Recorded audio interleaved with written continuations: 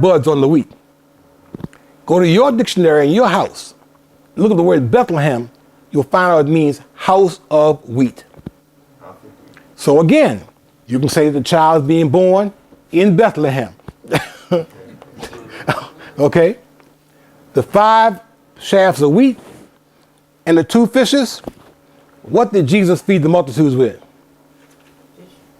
How many? 2 fishes and 5 loaves of bread. Okay? The stuff, 2 or 3 times is more than coincidence. I'm preparing a lecture probably for another month or so from now. I'm going to go through all these different stories, and one by one by one, they relate right back to astrology.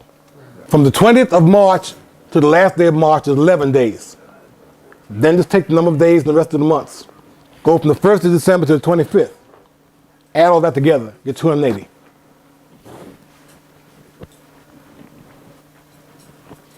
How many days? 280 is the number of days it takes for a child to be born. In the female cycle matches the cycle of the moon. The moon waxes 14 days and wanes 14 days. In the human female, the first 14 days, the egg cell's created. The last 14 days, it's released. If it gets fertilized, then a baby is born. If it does not get fertilized, it gets disposed of. If it gets fertilized, it takes exactly 10 times 28 days, or 280 days, for the baby to be born. Doctors know this. We generally say 9 months, but doctors will take precisely 280 days.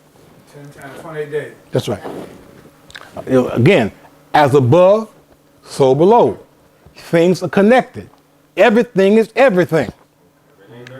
We miss a lot of this stuff because everything we've gotten has been in pieces. Right. But one thing does not relate to the other. Pass Carter the microphone.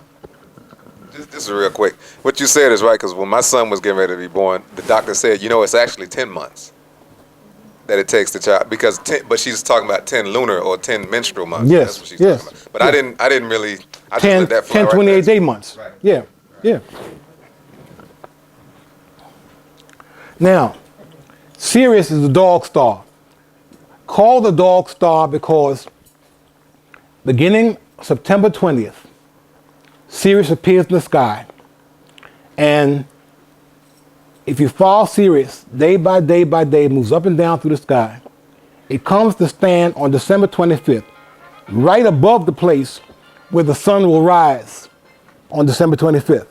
That sun being the new sun, being the sun which is now born, which is now longer, which will shine longer in duration than the 3 or 4 days before that. Everybody follow me on saying that how the new sun is born? Okay. So the Sirius is called a dog star because the dog announces when somebody comes to your house. Right. The dog barks. Exactly. So Sirius is announcing the birth of the new sun. With me on that? Okay. Sirius is a dog star, a binary star system, 2 stars, close to Earth, has a helical path of 365.25 days, which is the length of the year. The ancient Egyptians tracked Sirius in order to determine the year.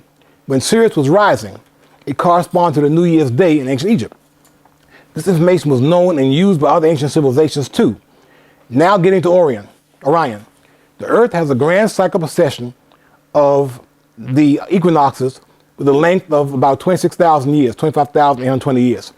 The ancients tracked the 12 constellations of the zodiac, which are equatorial constellations, the ones they could see most easily. And each 1,065 years, a new age would occur, where the constellation was preeminent as seen by looking from behind the Sphinx toward the Nile River.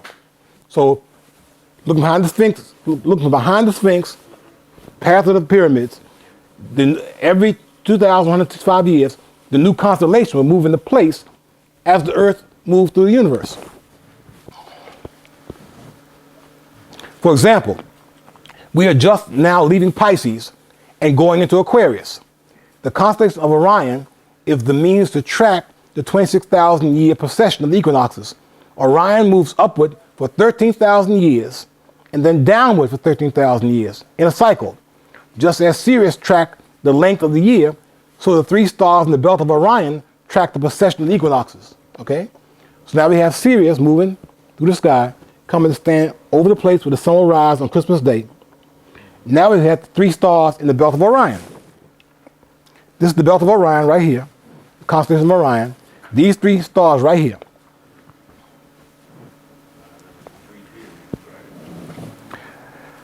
Now, there's a correspondence between the stars and the pyramids. You're right. Khufu pyramid, Cheops, refers to the star Alnitak of the three stars. These three stars have names. These are the names that the ancient names of those stars. They probably call them something different today, confuse people even more. But these are the ancient names of them. The three pyramids and the three stars correspond to each other. Okay? Here's a Christmas carol. We three kings of Orion are. Those three stars are called the three kings, have been called three kings from time immemorial. We three kings of Orion are, bearing gifts we traverse afar, field and fountain, moor and mountain, following yonder star. It just so happens that when Sirius becomes visible on September 20th, the three stars, the three kings, point directly at Sirius. And over the next 3 months, as Sirius moves, they move. They follow the star Sirius.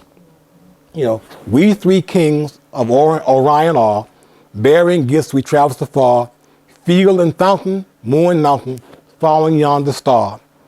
Old star of wonder, star of night, star of royal beauty bright, westward leading, still proceeding, guide us to thy perfect light.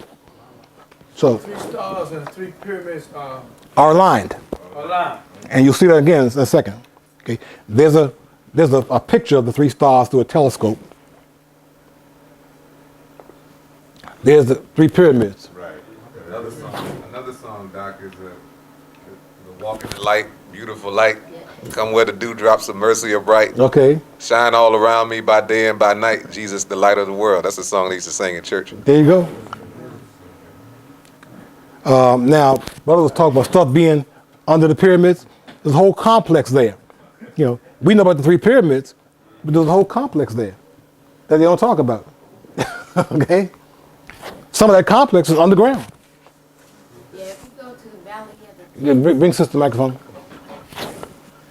If you do a study on the Valley of the Kings around the pyramid, they show a graphic that shows all the underground layouts.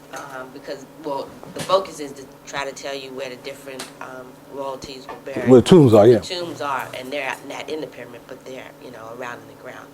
But it shows its own complex. Go to the internet, type in Valley of the Kings, Olastava Paparazzi. This is a drawing that shows the constellation of Orion, the three stars, and the orientation of the pyramids. Finally, there's a museum in London called the Petrie Museum of Archaeology. I wanted to close with this comment from their website. The collection is full of firsts. One of the earliest pieces of linen from Egypt, about 5000 BC. 2 lions to the temple of Min at Koptos, from the first group of monumental sculpture, about 3000 BC. A fragment from the first king list or calendar, about 2900 BC.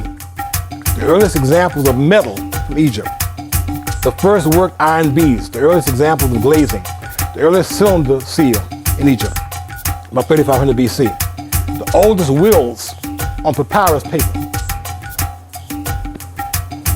They're constantly writing wills back then? Okay. The oldest gynecological papyrus, you already know that. The oldest studies of women's diseases on the planet, coming out of Egypt.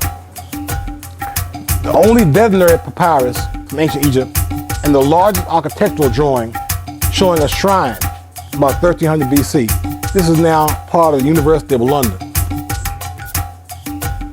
As I said before, without the stuff that came from my ancestors, they would have to close down every major museum in the world. There would be nothing there. We are the best kept secret on the planet.